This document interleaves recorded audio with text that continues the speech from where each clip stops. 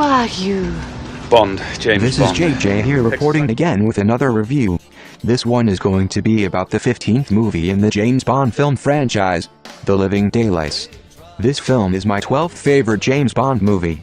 I think Timothy Dalton does not portray my favorite Bond because he plays a more somber, reflective Bond compared to the more comedic Bonds in the series. Even Sean Connery with his droll sense of humor brought more levity to the role than Dalton. In preparation for the role, Dalton read all the Bond books and applied this description in his interpretation of the character. Some people believe that he plays a very underrated character and that he does not get enough credit for doing a job well done. Dalton brought his own persona to the Bond character in line with what he thought Ian Fleming described so accurately in his books. Cellist Cara Milov, played by Maryam d'Abo, is an interesting Bond girl. Uncharacteristically, she is the only Bond girl in the movie. She is young, naive and easily manipulated. One of the major villains in the film, General Georgy Koskov, played by Jeroen Krabbe, plays on Cara's naivete. He pretends to care for her as his protege and love interest, supporting her musical career to the extent of purchasing a very expensive cello, the Lady Rose, for her to play.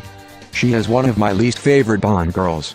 Even though Bond protects her on more than one occasion, she betrays him and sets up a dangerous situation for both her and Bond. I found this somewhat annoying, but I suppose her double cross adds to the drama and suspense of the film. James Bond helps General Koskov defect from Russia. Koskov sets Cara up as a would-be assassin to throw the KGB off. Bond is commissioned to kill the assassin. However, after seeing who the assassin is, he quickly assesses the ploy and merely shoots the rifle from her hand. It is only later that he discovers the rifle was loaded with blanks. One of the subplots focuses on the Russians supposedly killing MI6 agents and leaving a calling card Smrt Shpionim. From Pushkin, Smrt Shpionam. Death to spies, Minister. This turns out to be a ruse used by Koskov and his fellow villains to throw Her Majesty's Secret Service off kilter as to the real shenanigans going on. General Koskov is just an okay evil villain because he is a bon vivant. I wish he was more evil. Originally longtime head of the KGB General Gogol, played by Walter Gotell, was supposed to be the culprit ordering the deaths of the MI6 agents.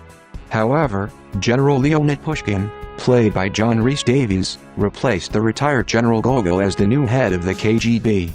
Gogol makes a cameo appearance at the end of the film. I think Bond audiences understand General Gogol's character, and the Bond films would have made more sense if they had kept Gotell instead of replacing him with Davies.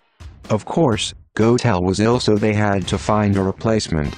Brad Whitaker, played by actor Joe Don Baker, is an international arms dealer with a Napoleon complex. Although he has no military experience aside from attending West Point Military Academy that he got expelled from for cheating, he is fascinated by war. With this fascination swirling around in his head, he turns to drug dealing to build his own military force. Whitaker's scheme during the film is to aid Koskov.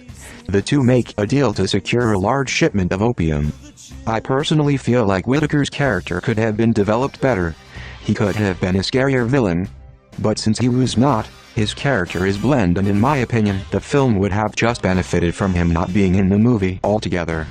He isn't really even a villain, he is just power-hungry. Whitaker doesn't really do anything to the film, as he's just kind of there, sort of like a filler.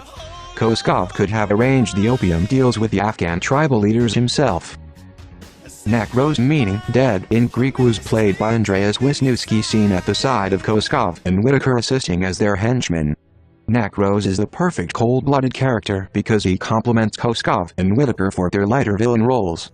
Nekros takes on the impersonations as an American jogger, a Cockney milkman, an upper-class MI6 agent, an Austrian balloon salesman, and the doctor in Morocco. I would say that Nekros is very similar to another villain in the Bond film franchise, From Russia with Love.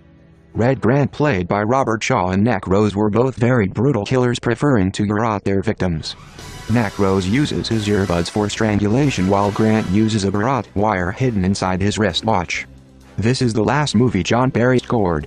Barry is one of my favorite composers, right up there with John Williams and Danny Elfman. The Living Daylights is my favorite Timothy Dalton Bond movie. He only appeared in 2 Bond films.